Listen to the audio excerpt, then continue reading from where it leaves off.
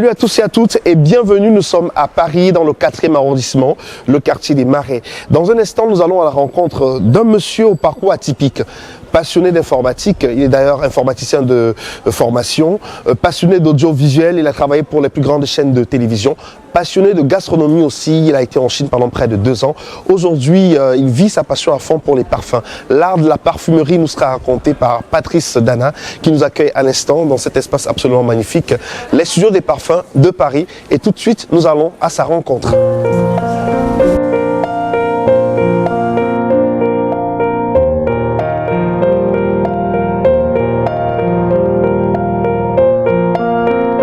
J'espère que vous allez bien, le voyage s'est bien passé. Oui, magnifique, on a passé un très bon vol, donc voilà. Super. Je suis très content d'être là aujourd'hui. Alors vous allez faire une visite guidée de cet espace. Voilà, donc nous sommes Monsieur les Parfums, donc nous sommes un établissement parisien dans le Marais. Et nous faisons la création de parfums sur mesure. Donc je vais vous inviter à découvrir le monde de la création sur mesure. J'ai hâte de découvrir déjà tous ces objets-là. Alors ça, c'est un orgue qui était l'ancien outil avec lequel nous travaillions avant, mais c'était très compliqué pour nos clients, on a simplifié un petit peu. Et on a plus de 180 notes ici, et on va retrouver toutes les notes qui sont utilisées dans le monde de la parfumerie. Là, je vois feuille verte, je vois jonquille, il y a des bois, il y a des ambres. Et notre spécialité à nous, en fait, c'est pour chaque note d'avoir plusieurs versions. Vous êtes africain, si j'ai quelqu'un qui est du Moyen-Orient, quelqu'un qui est américain, quelqu'un qui est de l'Europe du Nord, chacun aura des goûts différents, tout en cherchant un bois. Donc il faut que le bois que vous cherchiez, et puis chacun ait sa version. Vous aimez un jasmin, mais chacun aime le jasmin, mais pas les mêmes. On en propose 7 versions de jasmin. D'accord, et ça vient d'où tout ça? Alors, ça vient de notre labo, déjà. D'accord. Donc on a un labo qui est à 300 mètres d'ici, près de la Bastille. Donc tout est élaboré dans notre labo. Ensuite, on fait fabriquer à Grasse, qui est quand même la capitale mondiale de la parfumerie. Sûr, la parfumerie. Voilà, ça revient. On a un espace technique, donc c'est préparé, macéré, filtré, tout ce qu'il faut. Et c'est proposé à nos clients après tout ce processus.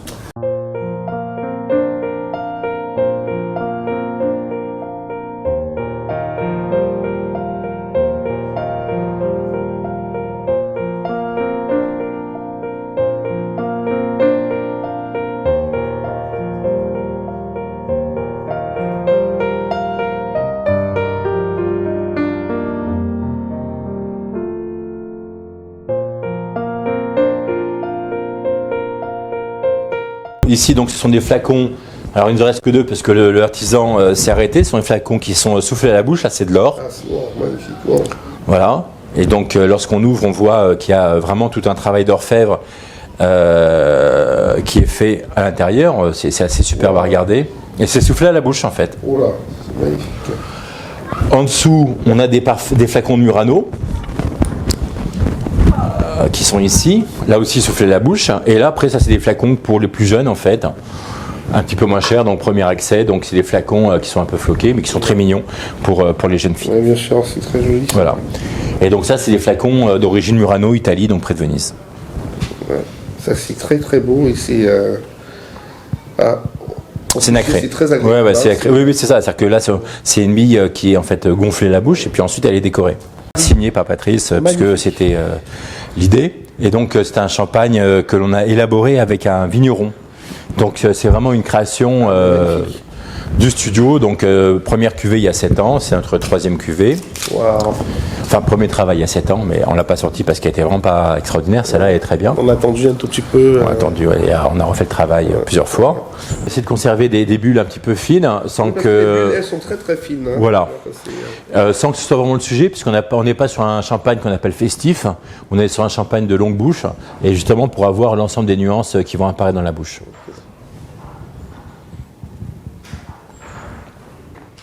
Voilà, nous sommes dans les studios des parfums, dans le 4e arrondissement de Paris, en compagnie du promoteur de cet espace absolument magnifique que nous allons visiter au cours de cette émission. Patrice Dana, merci Bonjour, à vous de nous accueillir dans... Mais c'est un grand plaisir. Nous sommes en plein cœur de Paris. Nous sommes dans le Marais, près donc de la rue de Turenne, la place des Vosges, la mairie du 1er, donc près du Louvre, nous sommes au cœur de Paris.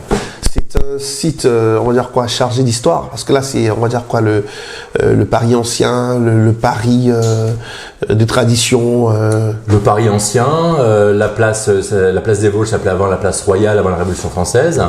On est ici donc dans les hôtels particuliers, enfin pas forcément cet établissement-là, mais tout le quartier, ce sont que des établissements effectivement chargés d'histoire, des hôtels particuliers, des anciens ministères et autres, qui ont fait le Grand Paris, notamment le Paris du 19e, même si on voit beaucoup de mouvements plutôt du côté de la place d'Opéra aujourd'hui, l'Opéra, donc ces quartiers ont été changés, mais tout ce quartier-là, oui, également. Alors, pourquoi avoir choisi ce quartier pour implanter les studios des parfums? Est-ce qu'il y a une raison à cela ou alors c'est tout simplement le fait du hasard? Non, dans la vie, il n'y a pas de hasard. J'adore ce quartier, je suis un grand amateur d'histoire, même si je ne suis pas forcément spécialiste. Et être dans ce quartier avait pour moi beaucoup de sens. En même temps, j'aurais pu être côté de Saint-Germain qui a aussi beaucoup de sens. Donc voilà. Mais j'aimais bien ce côté un petit peu historique, la place des Vosges, la rue de Turenne, un petit peu ces vieilles rues. Ça fait 18 ans que la société existe, ça fait donc 18 ans que nous sommes dans le quartier du Marais, ça a bien évolué. Donc, vous êtes témoin de l'évolution du quartier? Depuis une vingtaine d'années, absolument, ouais. Alors, je suppose que 18 ans installés dans ce quartier pour le studio des parfums, vous êtes témoin de l'évolution. Vous avez vu Paris se métamorphoser. Alors, beaucoup de petits changements. Le gros changement, c'est à l'issue de la période du Covid, puisque la rue de Rivoli a été fermée. Ce qui fait que la circulation a été bousculée. Les gens qui venaient chez nous, les comportements sont différents aujourd'hui. Ça rentrait dans des sujets plus compliqués. Et donc effectivement, on a eu pas mal de changements, et notamment le fait que le quartier historique qui est près de la rue des Rosiers a aussi évolué pour laisser place en fait à beaucoup de boutiques à la fois de luxe, de prestige. Et la rue des Francs-Bourgeois où nous sommes aujourd'hui est appelée à Paris la rue des parfumeurs. Et on a dans cette rue des parfumeurs à l'ancienne, pour pas dire l'un des plus anciens de la parfumerie italienne qui est Santa Maria Novella, des parfumeurs plus modernes ou des marques de bougies assez connues sur la place de Paris, et puis des parfumeurs indépendants, il n'y en a plus beaucoup, et nous sommes aujourd'hui nous indépendants et nous faisons la création de parfums sur mesure. C'est une offre qui est unique sur Paris, dans le quartier, et enfin dans la façon dont nous le faisons, en tout cas on est assez unique. Pourquoi le studio des parfums? Pourquoi le nom? Ouais, le nom. Alors, parfum parce que c'est notre métier, le studio parce que c'est notre nature. C'est-à-dire, nous travaillons sur les parfums, nous ne sommes pas un atelier, pas qu'un atelier, nous sommes un studio. La notion de studio... renvoie à quoi, justement? Oui, renvoie à la partie créative. Il y a de toute façon une partie technique dans un studio, studio de photo, studio de musique, voilà. Et il y a une partie créative. En quoi elle s'exerce? Parce que nous proposons à nos clients, on verra tout à l'heure, comment créer un parfum, donc on leur apprend, mais aussi de notre côté, nous, on a créé nos bases. Donc il y a cette partie à la fois artistique et technique. Un petit peu comme dans ce métier, je prends la métaphore de la pyramide. Ce qui se voit doit être beau, ce qui ne se voit pas doit être robuste. Parce que la pyramide, elle ne s'arrête pas au niveau du sable, elle descend.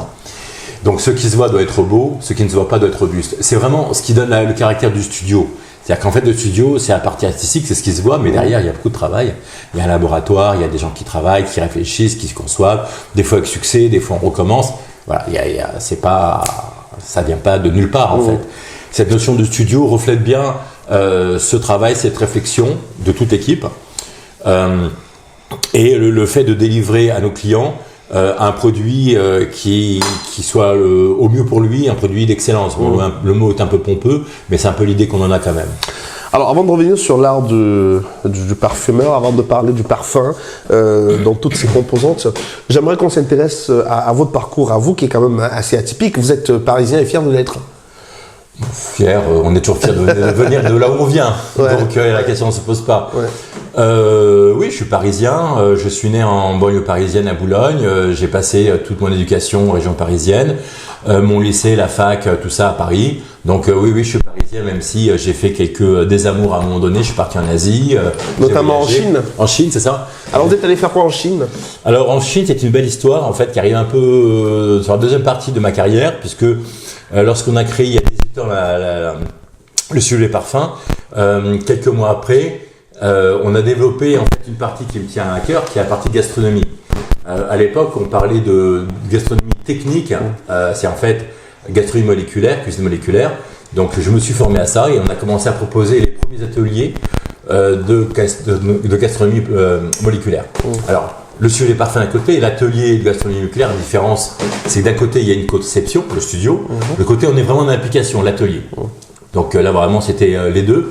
Et donc, quelqu'un est venu me rencontrer, je vivais avec une femme qui était chinoise à Paris, quelqu'un est venu me rencontrer me disant qu'il y avait une société chinoise, les deux n'étant pas liés, qui cherchait quelqu'un qui connaisse le monde de la gastronomie, le monde de la parfumerie, qui soit à l'aise en Chine et plein d'autres choses. Et je cochais toutes les cases. Et moi, cette aventure m'excitait beaucoup.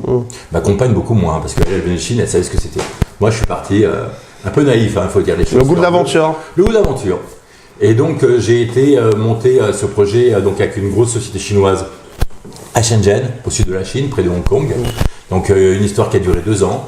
Et donc, la société a vraiment grossi très très fort. Et comme beaucoup de sociétés chinoises, elle a grossi trop vite, trop fort. Elle a explosé. Et du coup, après quelques mois, il a fallu que je revienne sur Paris.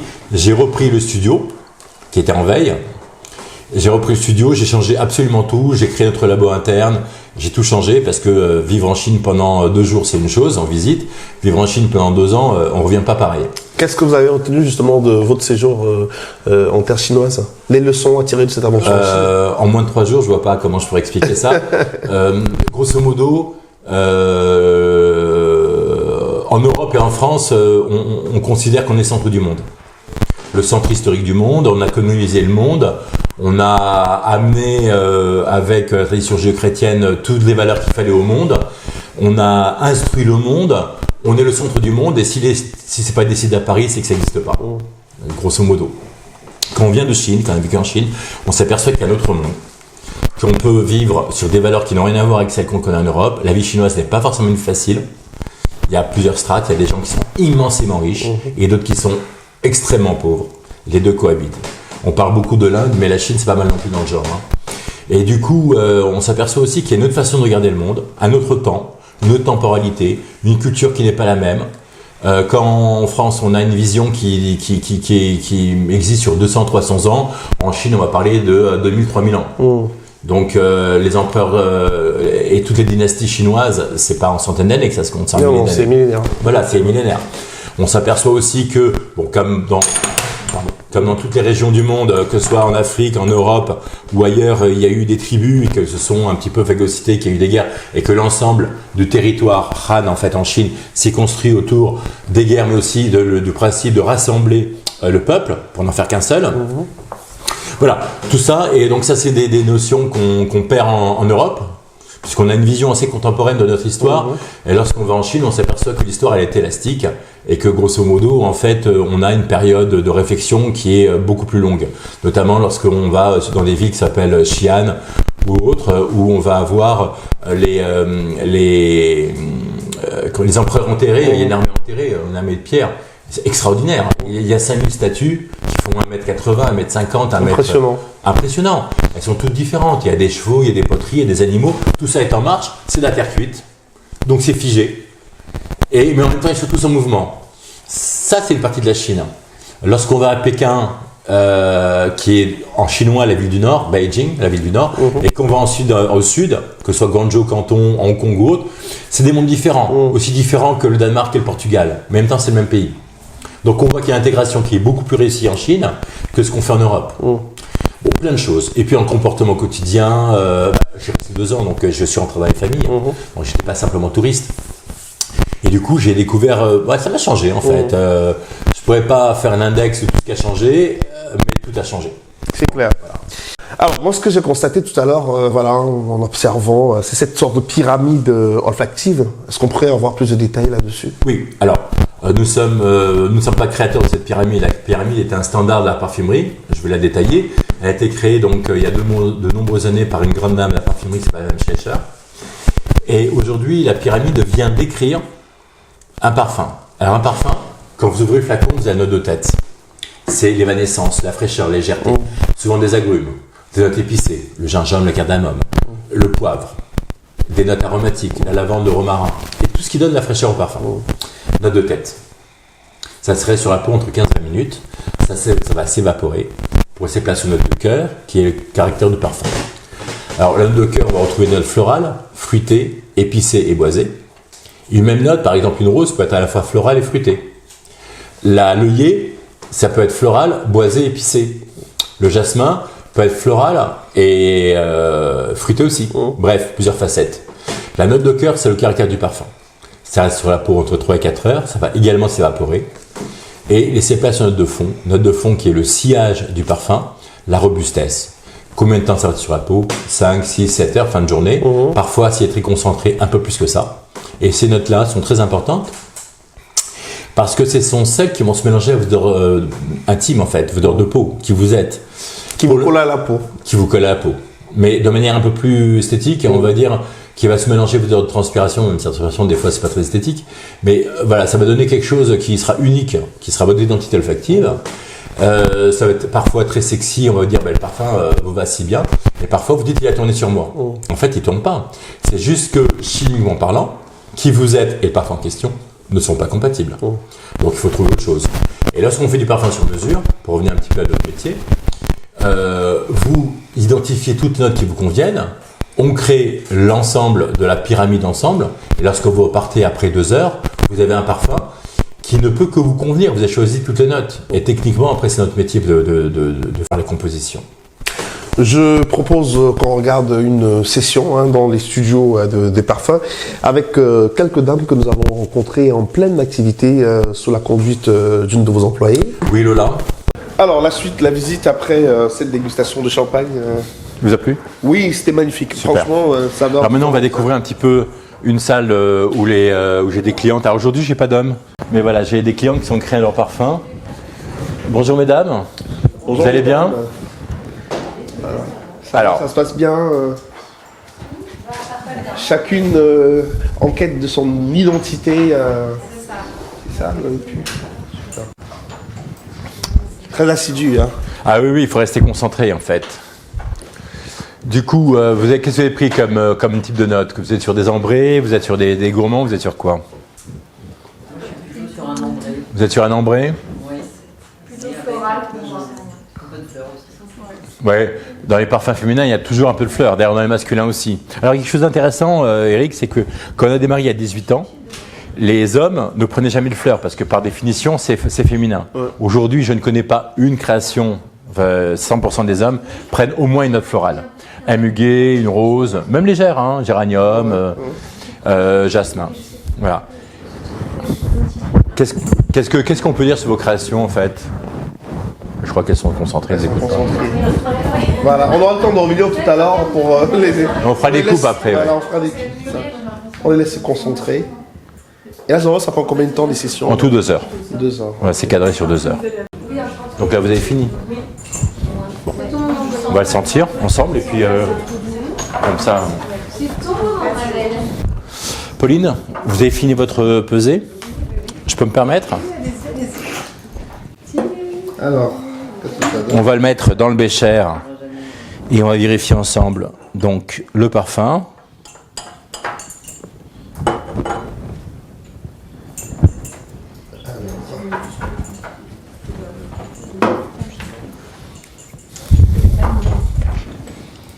Est-ce qu'elle s'attend, Pauline? Tenez, Eric. Voilà, vous voyez, c'est équilibré. Il y a notre musqué qu'on sent, il y a un peu de boisé. Vous avez dû mettre du cèdre ou du santaline.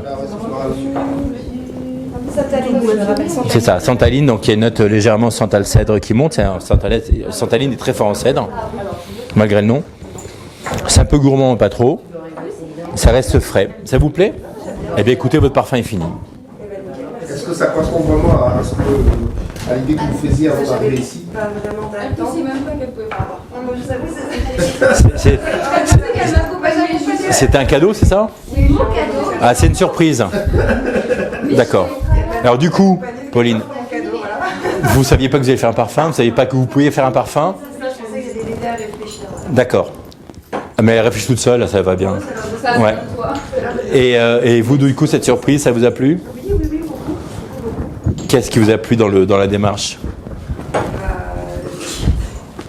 Je suis timide, faut pas me brusquer comme ça. Non, mais je vous brusque pas.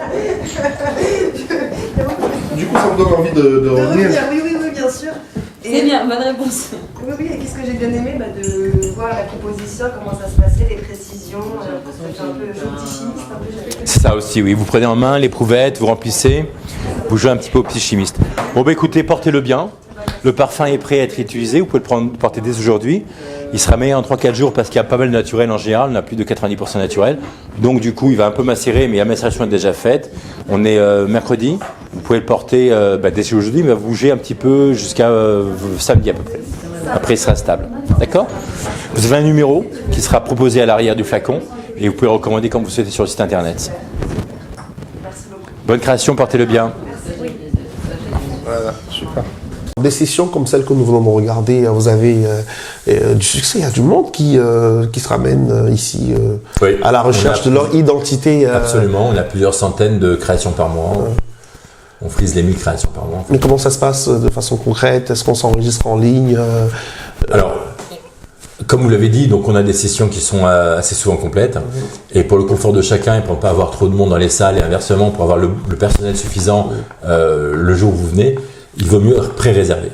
Donc on a un site internet, vous pouvez l'ensemble de la collection des services est sur le site internet. Vous pouvez prendre toutes les options que vous souhaitez, coupe de champagne, un ruban personnalisé, une gravure, enfin tout ce que vous souhaitez.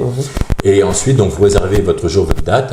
On a 3 sessions par jour, donc c'est pas mal, 7 jours sur 7. Vous avez une clientèle très internationale aussi, Oui. Des Américains, des Asiatiques. Alors on a beaucoup d'Américains, beaucoup d'Asiatiques, quelques Africains, ça commence Aussi un petit peu. Oui aussi, oui, pas mal de gens dans le comité anglophone souvent. Et une grosse communauté européenne et américaine du Nord. Quelques Brésiliens et quelques Mexicains. Voilà. Je crois qu'on a eu une Péruvienne il y a 2 semaines, je crois que c'est la première Péruvienne qui est venue. Voilà. Et une grosse communauté Moyen-Orient. Parce que du coup, ils vont trouver chez nous. Alors, même si au Moyen-Orient, la tradition, c'est de créer son parfum. Et notamment, ils mélangent différents parfums. Mais ça n'a rien de stable, parce qu'un jour, vous avez un résultat, le lendemain, vous avez autre chose. C'est pas scientifique quand vous mélangez. Absolument. Ils viennent chez nous pour avoir quelque chose de stable et de cohérent avec la puissance qu'ils recherchent. Même chose pour les Africains. Et les Africains aiment des parfums puissants. Alors, pas exactement sur le même goût que peuvent aimer les Moyen-Orientaux, qui sont très ambrés. Les Africains sont plutôt boisés, de ce qu'on voit régulièrement. Les Asiatiques, lorsqu'ils viennent, ils veulent exactement l'inverse. Ils veulent un parfum léger, plutôt floral, plutôt fruité pour les femmes, mais super léger. Et pour les hommes aussi, très boisé et très léger. Voilà. Est-ce qu'on va dire, dis-moi quel parfum tu portes, je te dirai qui tu es? C'est pas toujours révélateur de qui on est. Alors, ce qui est révélateur, c'est que quand on fait la composition, on voit ce que les gens aiment et comment ils le composent. Le résultat n'est pas forcément révélateur parce que qui vous êtes maintenant tout de suite après 7 heures de vol, c'est pas forcément ce que vous serez ce soir après avoir dîné, un moment où vous êtes reposé ou ce week-end quand vous êtes détendu sur une pelouse. Donc qui vous êtes, c'est une photographie de qui vous êtes tout de suite à l'instant. Qui vous êtes dans le reste de la vie, on est comme, tous pareils, hein. On change. On change, absolument. Les parfums aussi, ça change. Les parfums aussi. Et on peut aimer un parfum, on peut avoir un parfum tout de suite. Et de nouveau, avoir envie de quelque chose de différent, plus frais ou plus puissant dans 3 heures. Alors, il y a des gens qui sont parfaitement fidèles toujours au même parfum. C'est leur identité de peau. Du parfum sur mesure, c'est une réalité, c'est possible à Paris. Donc, vous avez l'adresse, les studios des parfums. Mais qui, à votre avis, devrait se laisser tenter par cette aventure? C'est tout le monde. Tout le monde. Il n'y a pas une typologie de personnes, non? Tout le monde. On reçoit des clients, des enfants même, qui sont emmenés par leurs parents parce qu'ils adorent le monde des odeurs, ils veulent découvrir. Et donc on les reçoit à partir de 6 ans. C'est pas exactement, on ne travaille pas de la même manière, bien sûr. Jusqu'à des gens qui sont dans les 80 ans et qui veulent retrouver des parfums d'antan qui n'existent plus. Et donc ils vont pas retrouver le même parfum parce que c'est pas possible. La réglementation a changé et elle change très souvent. Mais en tout cas, ils vont retrouver des sensations et des notes qu'ils ont aimées à une époque de leur vie. Et j'ai presque envie de dire sans aucune arrogance qu'il n'y a que ici vont pouvoir composer un parfum un petit peu à l'ancienne, parce qu'on veille à avoir des parfums d'une grande modernité et très contemporains, des bases, mais également des bases qui sont assez anciennes. Donc lorsque les gens sentent, des fois il y a des gens qui disent « Ah oui, ça c'est un parfum de vieux ». C'est vrai, ils ont raison. Mais des fois j'ai une cliente qui a 70 ans, elle prend la note que l'autre a aimée, c'est un parfum de jeune qui me plaît pas, par contre je trouve le parfum qui me correspond, homme ou femme. Donc en fait on sert une clientèle de 6 à 77 ans, pour reprendre une chanson. C'était 77 ans pour la chanson en question. Mais voilà, on sert des gens des hommes, des femmes, de différents âges, de différentes cultures, de différentes religions, de différentes origines. On a le monde entier qui vient chez nous. Et c'est vraiment une fierté. Et l'art du parfumeur, l'avenir de l'art du parfumeur? Alors, l'avenir de l'art du parfumeur, il passe, c'est une excellente question qui est vraiment très, très d'à propos. Elle passe par 2 choses. La première, elle passe par une tentation de ressembler aux autres. Tentation qu'il faut éviter. Non, formatage, non. Pas pour nous. Pas pour nous. On parle aussi aux parfums de niche aujourd'hui. Ce sont des parfums en général qui sont bien composés, belles matières premières, parfums d'excellence. Il faut garder cette idée. Deuxième chose, il y a l'arrivée de l'intelligence artificielle. Alors, ça c'est un gros sujet. Moi j'ai travaillé dessus en 2001. Alors, ce qu'on faisait en 2001 et ce qu'on fait en 2024, bientôt 2025, c'est-à-dire 25 ans plus tard, pas loin, ça n'a rien à voir. Et on parle de l'IA partout. Aujourd'hui, qu'est-ce que l'IA ? L'IA, il va vous donner statistiquement, puisqu'il faut de l'information derrière, on parle ça de LLM, donc modèle de données assez large. Mais il va vous donner statistiquement les meilleurs résultats dans une gamme ou une autre. C'est-à-dire, vous allez dire au système d'IA, je veux un parfum pour une jeune femme de 17 ans, urbaine, ou de telle catégorie, ou tel type de pays, voilà. Il va vous donner la formule, entre guillemets, statistiquement la plus idéale. Bon. Vous pouvez aussi lui demander d'extrapoler. Il va prendre les bases de données et puis il va peut-être extrapoler, vous sortir un truc pertinent. Ok. Alors, c'est comme dans tous les métiers. Il y a ceux qui utilisent l'IA pour remplacer leurs propres actions, et là, ils sont morts. C'est-à-dire un graphiste qui utilise l'IA au lieu d'être créatif, le graphiste en question, c'est une question de temps, mais il est déjà à la retraite à 25 ans. Et il y a ceux qui vont utiliser l'IA comme un outil, comme on utilise un stylo, comme on est passé du numérique, enfin de la photo argentique à la photo numérique, comme on est passé de la retouche au pinceau à Photoshop. Il y a ceux qui vont utiliser cette révolution technologique, parce que c'en est une, ce n'est pas une évolution mais une révolution, comme un nouvel outil, à la fois pour conforter leurs décisions, se réassurer, ou alors pour asseoir une créativité, mais ce n'est qu'un outil. C'est-à-dire que derrière cet outil, il faut le prendre en compte, il faut bien le maîtriser et il faut amener la patte du créateur. Et c'est la patte du créateur qui fera la différence. Parce que du coup, si on demande à un ChatGPT ou équivalent comment on fait un parfum ambré, il va répondre de la même manière. À vous et à moi. Moi, je suis parfumeur, vous ne l'êtes pas, mais on aura la même réponse. Si je reste à la simple réponse de mon ChatGPT préféré ou équivalent, et que je vais appliquer ce qu'il me propose, je ne ferai pas mieux en tant que spécialiste que je vous ferai en tant qu'amateur. En fait, je perds mon métier. C'est pour ça que je dis et je répète et à mon entourage, donc à mes étudiants et autres, c'est un outil de travail qu'il faut comprendre, qu'il faut maîtriser, mais c'est un outil de travail. Donc c'est pas la fin du sujet, c'est le début du sujet. Absolument, ça c'est bien dit. Ça. Voilà. Et donc on voit aujourd'hui, on prend deux personnages, vous et moi, on peut demander à Adobe, Premiere et autres versions, de créer un événement où on sera les deux dans un bar, et plus tard les deux sur une plage, et plus tard les deux en boîte, et plus tard les deux en train de bosser ensemble. On aura 4 vidéos de super qualité, et les 4 crédibles.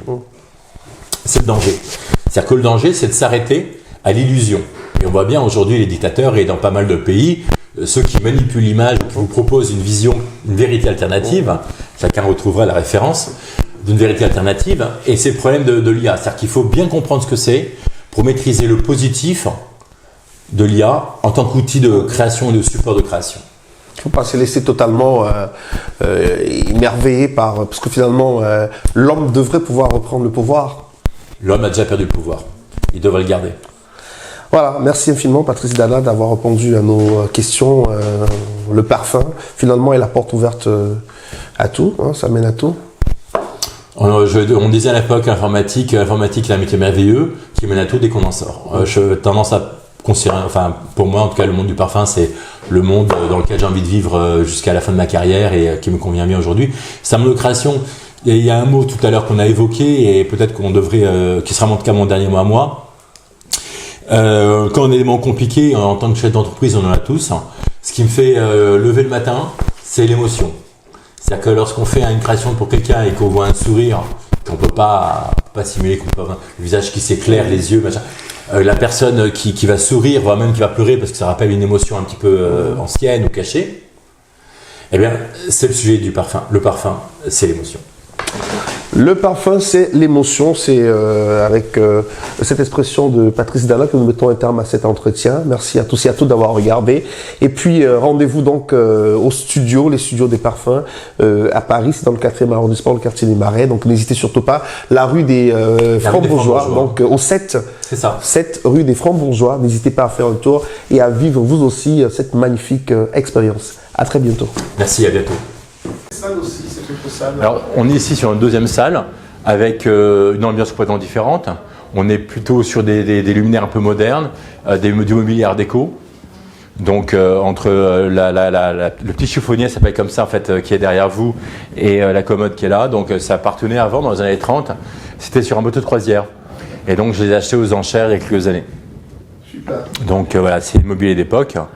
Et après, donc, il y a le mobilier contemporain qui permet de travailler sans abîmer des belles tables qui datent.